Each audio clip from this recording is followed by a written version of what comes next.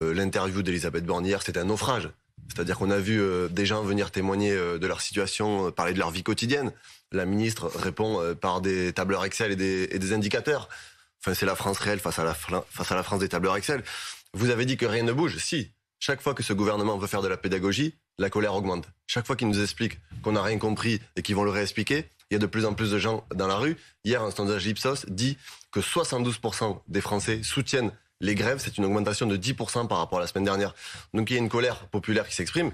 La vérité, et la question qui se pose, c'est pas de savoir si la réforme va passer ou pas. C'est quand elle va être retirée. Parce que dans un pays, quand vous avez 2 fois 2 millions de personnes qui sont dans la rue pour dire non, que vous avez 93% des actifs qui y sont opposés, que tous les gens ont très bien compris que c'est 2 ans de ferme de plus et qu'ils n'en veulent pas, il faut retirer cette réforme. Et juste, je termine sur une chose, parce que vous avez évoqué Elisabeth Borne hier qui aurait peut-être lâché sur la question des sanctions financières pour les entreprises qui n'embauchent pas de seniors ou qui refusent de les garder. Elle a ouvert une porte, en tout cas. Elle a ouvert une petite porte.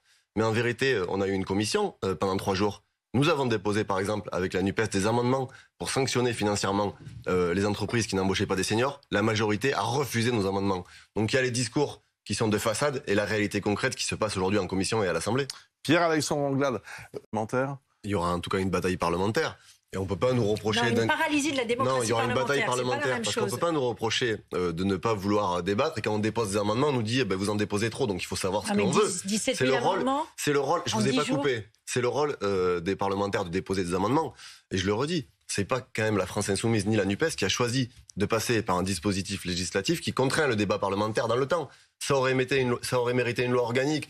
Et quand vous votez une loi qui est aussi fondamentale, et d'ailleurs toutes les forces qui sont représentées à l'Assemblée s'accordent à dire que cette loi elle est fondamentale pour l'avenir du pays et qu'elle va concerner la vie des gens. Et on nous impose un débat de 20 jours. Et Aurore Berger, je l'ai vu, c'est plein en disant ça va représenter 4 mois. Mais qu'est-ce que c'est quand on va voler 2 ans à la vie des gens? C'est ça qui se passe aujourd'hui.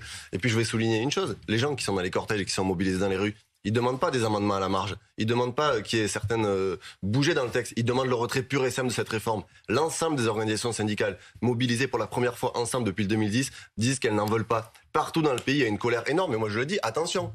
Parce qu'aujourd'hui, vous êtes en train de craquer des allumettes, d'allumer des incendies partout dans le pays. Vous revenez à la télé nous dire qu'on n'a pas compris ce que c'était la réforme, refaire le coup de la pédagogie, alors que les Françaises et les Français ont bien compris, ils se renseignent sur le texte, ils ont compris qu'ils allaient être perdants du début à la fin. Donc ne vous plaignez pas si derrière il y a une colère sociale qui explose dans le pays, parce qu'aujourd'hui ça a débordé et les gens n'en peuvent plus. Ça fait 6 ans que vous êtes aux affaires, 6 ans que vous avez cassé les conquis sociaux, vous avez explosé le code du travail, vous avez fracassé les droits des chômeurs et aujourd'hui, dans un moment de tension extrême, vous expliquez aux gens que vous allez devoir travailler 2 ans de plus, alors que cette réforme elle est injuste et elle est injustifiée. Et en vérité, elle répond qu'à des objectifs économiques, parce que vous avez parlé de chiffres. Je donne une chose, et c'est pas un chiffre. Il y a aujourd'hui une question qui n'est pas évoquée par ce gouvernement et cette majorité, c'est le partage des richesses. Dans un pays qui produit beaucoup plus de richesses, il y a une question des partages. Et non, c'est pas une obligation de travailler 2 ans de plus. L'histoire de ce pays, elle s'est construite à rebours de ce que vous proposez.